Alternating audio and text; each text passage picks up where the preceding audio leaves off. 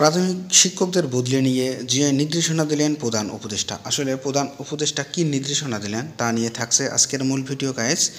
তাই ভিডিওটি না টেনে শুরু থেকে শেষ পর্যন্ত ভিডিওটি দেখার অনুরোধ দিল। এটা একটা সময়কাল একটা নিউজ পেপার থেকে নেওয়া। আসলে এটি প্রকাশ হয়েছে 15 জুলাই 2025-এ। প্রাথমিক শিক্ষকদের বদলির ক্ষেত্রে নীতিমালা পরিবর্তন আনার বিষয়ে সংশ্লিষ্ট কর্মকর্তাদের নির্দেশনা দিয়েছেন প্রধান উপদেষ্টা প্রফেসর মোহাম্মদ ইউনূস।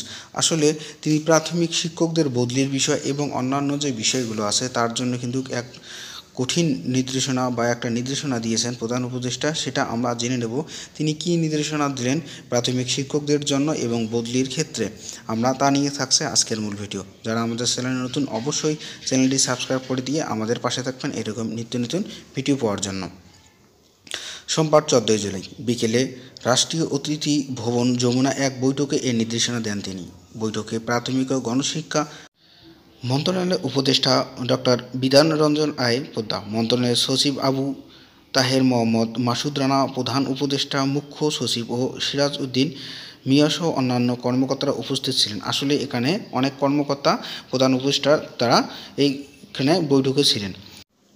শিক্ষকদের বদলির ক্ষেত্রে নীতিমালা পরিবর্তন আনার নির্দেশনা দেন প্রধান উপদেষ্টা। বলেন, অনেক সময় এক উপজেলায় নিয়োগ পেয়ে অন্য উপজেলার শহরের কাছে কোনো স্কুলের শিক্ষকরা বদলির জন্য চেষ্টা করেন। তারা সুপারিশ তদবির নিয়ে বিভিন্ন মহলে ঘোরেন। এক্ষেত্রে একটি সুস্পষ্ট নীতিমালা ও প্রক্রিয়া থাকতে হবে। কেবল একই প্রক্রিয়ার মধ্যে দিয়ে তিনি বদলি হতে পারবেন।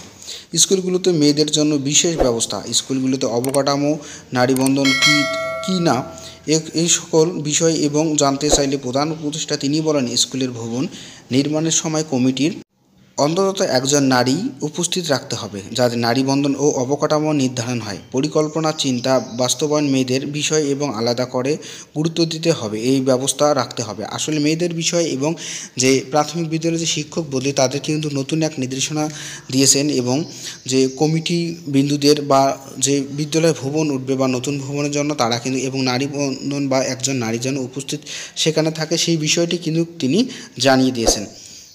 এছাড়া দেশের সকল প্রাথমিক স্কুলে ধারাবাহিকভাবে ইন্টারনেট সংযোগ ও মাল্টিমিডিয়া শ্রেণীকক্ষ তৈরির বিষয়েও জোর দেওয়া প্রধান উপদেষ্টা প্রফেসর মোহাম্মদ ইউনূস। আসলে যে প্রাথমিক বিদ্যালয়গুলো আছে সেখানে কিন্তু মাল্টিমিডিয়ার মাধ্যমে এবং যে ধারাবাহিকতা ইন্টারনেটের মাধ্যমে সংযোগে তাদেরকে কিন্তু এই প্রজেক্টরের মাধ্যমে ক্লাস করা বা বিস্তারিত সব কিছু কিন্তু এর জন্য তারা আরও জোরপূর্বক দেওয়ার নির্দেশনা জানিয়ে দিয়েছেন।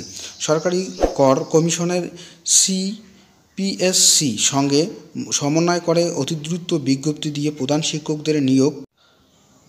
শিক্ষকদের নিয়োগ প্রক্রিয়া সম্পন্নের নির্দেশনা দেন তিনি। আসলে যে প্রধান উপদেষ্টা প্রফেসর মোহাম্মদ ইউনূস তিনি কিন্তু এমন জানিয়েছেন যে প্রধান যে শিক্ষক আছে দ্রুত সময়ে প্রধান শিক্ষক নিয়োগ প্রক্রিয়া সম্পন্ন করতে বলা হয়েছে এবং যে প্রধান উপদেষ্টা আরও বলেছে যে প্রাথমিক বিদ্যালয়গুলোতে মাল্টিমিডিয়া এবং শ্রেণীকক্ষের বা বিশেষ ব্যবস্থায় তাদের ক্লাস যে পরিচালনা করা সেটিও কিন্তু তিনি জানিয়ে